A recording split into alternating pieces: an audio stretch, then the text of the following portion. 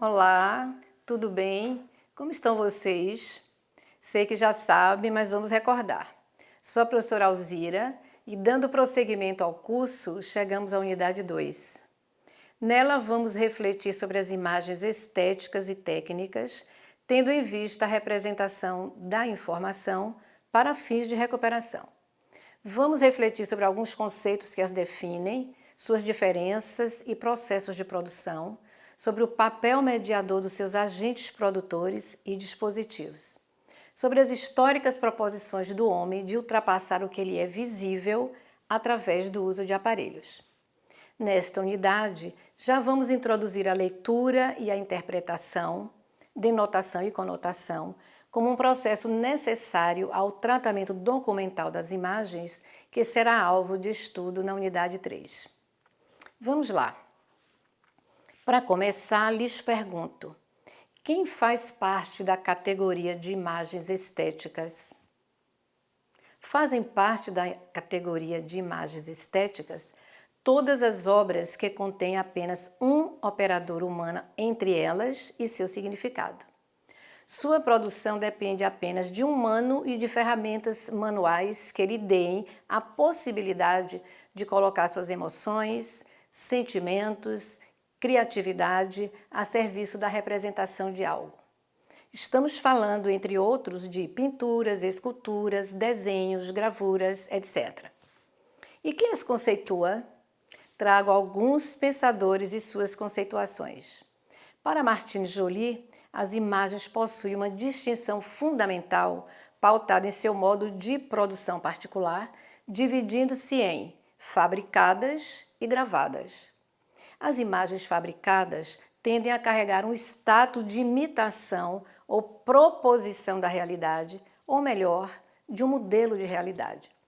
As gravadas e ou registradas devem assemelhar-se ao que representam, já que partem de um equipamento mecânico que realiza a mediação de sua produção. Fotos, vídeos e filmes são considerados representações perfeitamente confiáveis por partirem da própria coisa. Apresento-lhes também Flusser e Santaella, dois eminentes pesquisadores sobre o assunto. Flusser afirma que a imagem estética é aquela em que um humano, pintor, desenhista, se coloca entre elas e seu significado. Este agente humano elabora símbolos em sua cabeça, transfere para a mão munida de pincel e de lá para a superfície da imagem.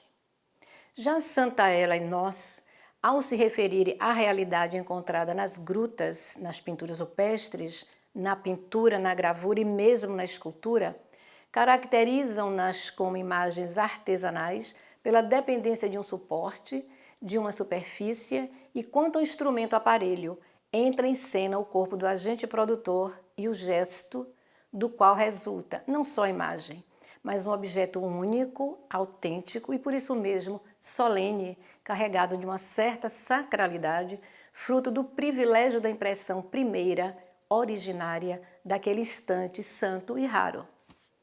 Vimos que a produção das imagens estéticas depende apenas de um ser humano e de ferramentas manuais que lhe deem a possibilidade de colocar suas emoções, sentimentos e criatividade a serviço da representação de algo. Nessa imagem instauradora, na visão dos autores, fundem-se num gesto indissociável o sujeito que a cria, o objeto criado e a fonte da criação. Dou como exemplo essas duas obras, a figura 1, que é uma escultura em ação de autoria de Tati Moreno, e a figura 2, um quadro de Picasso, Garota em frente ao espelho. Quanto às imagens técnicas, são consideradas aquelas que são produzidas por aparelhos de codificação. São imagens que se abstêm da mão do homem, produto de dispositivos que funcionam como mediadores entre os sujeitos e o mundo. as fotografias, as imagens cinematográficas, as imagens de raio-x, mapas geográficos, etc, etc. Como estas imagens fotográficas que eles apresentam. Agora, vamos aos conceitos. Na perspectiva de Wilhelm Flusser, uma imagem técnica é aquela produzida por aparelhos que são produtos da técnica, que por sua vez é texto científico aplicado. Flusser diz ainda que, apesar da aparente e ilusória objetividade que são atribuídas às imagens técnicas, elas são tão simbólicas quanto são todas as imagens. E ainda acrescenta: o que vemos ao contemplar as imagens técnicas não é o mundo, mas determinados conceitos relativos ao mundo, a despeito da automaticidade da impressão do mundo sobre a superfície da imagem. Daí fica evidente que não podemos abordar questões sobre a imagem técnica na contemporaneidade sem levar em conta a sua singularidade, sem transpor a fronteira entre a percepção visual e a percepção cognitiva, sem dela nos aproximarmos através de mecanismos de compreensão de sua produção de sentido. Mas foi no meado do século XIX que, pela primeira vez, entre o objeto inicial e a sua representação, nada se interpõe, a não ser outro objeto. Nesse tempo, a pintura entre a realidade do mundo e a sua representação, a mão do homem, nenhum aparelho. A fotografia veio e se interpôs nesse espaço, introduzindo a técnica, e pela primeira vez uma imagem do mundo exterior se forma automaticamente, sem a intervenção criadora do homem. Fernando Tacca lembra muito bem que a descoberta da imagem técnica ou a sua fixação foi uma obsessão de homens da ciência, realizando pesquisas com materiais distintos, mas com perspectivas muito similares. Uma imagem que poderia ser guardada, uma memória definitiva de pessoas, paisagens e coisas, uma memória aparelhística e especular, programada por tecnologia aplicada, aparentemente limpa das imperfeições humanas. Tudo isso culminou no século XIX, quando Joseph Nicéphore Niepce, um burguês, de uma janela da sua própria casa, fotografou o mundo com a câmera escura e fixou a imagem. Não há como negar que a participação das técnicas ao longo do tempo vem balizando e intermediando as relações humanas, e as imagens nesse bojo têm um papel fundamental.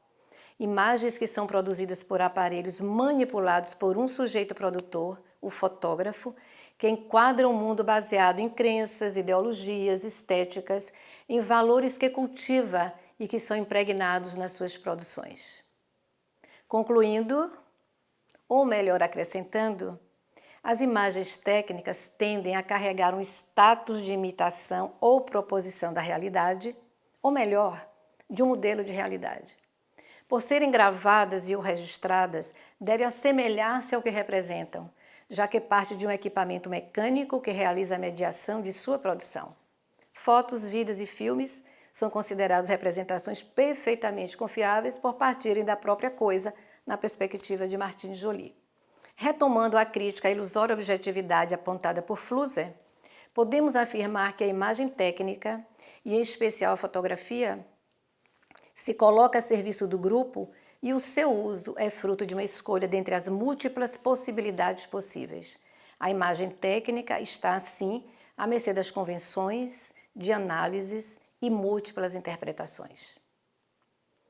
E quais são as diferenças entre as imagens mentais, as imagens técnicas e as imagens estéticas? Comecemos com esta afirmação de Boris Kosoy, um conhecido pesquisador brasileiro sobre o tema imagens. Para ele, as imagens técnicas e imagens mentais interagem entre si e fluem ininterruptamente num fascinante processo de criação, construção de realidades e de ficções. Nesse momento, vale a pena voltarmos a Flusser, pois ele diz que a diferença entre as imagens técnicas e as imagens estéticas está no agente intermediário de sua produção, que no caso das imagens estéticas é um humano, pintor, desenhista, escultor, que se coloca entre elas e seu significado. Esse agente humano elabora símbolos em sua cabeça, transfere-os para a mão munida de pincel e de lá para a superfície da imagem. Já nas imagens técnicas, esse agente é um aparelho operador, ou seja, é composto de um equipamento e um agente humano, câmera, fotógrafo, filmadora, cineasta, que parece ilusoriamente não influenciar o elo entre imagem e significado.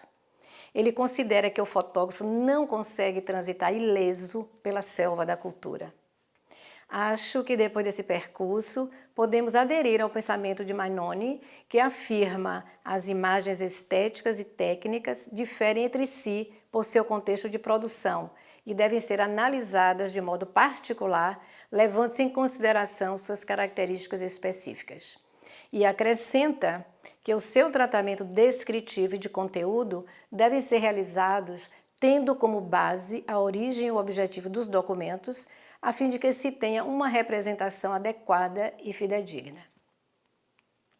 Imaginando que concordam, podemos afirmar que as imagens técnicas, assim como as estéticas, são fontes de informação que devem integrar sistemas de recuperação da informação e objetivar, atender e satisfazer as necessidades do público leitor.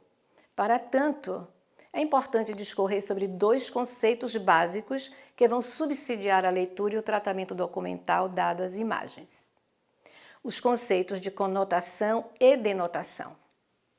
Se a linguagem é o maior instrumento de interação entre os sujeitos socialmente organizados, ela possibilita a troca de ideias, a circulação de saberes e faz intermediação entre todas as formas de relação humana. Isso já sabemos. Mas é preciso saber que as palavras, expressões e enunciados de uma língua atuam em dois planos de sentido distintos. O denotativo, que é o sentido enunciado literal da palavra, expressão, o sentido real, dicionarizado das palavras. É utilizado na produção de textos cujo objetivo é transmitir informações, argumentar, orientar.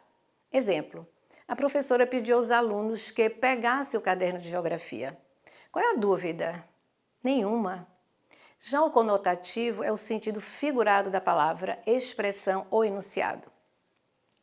Significa que a língua está sendo utilizada em seu sentido figurado.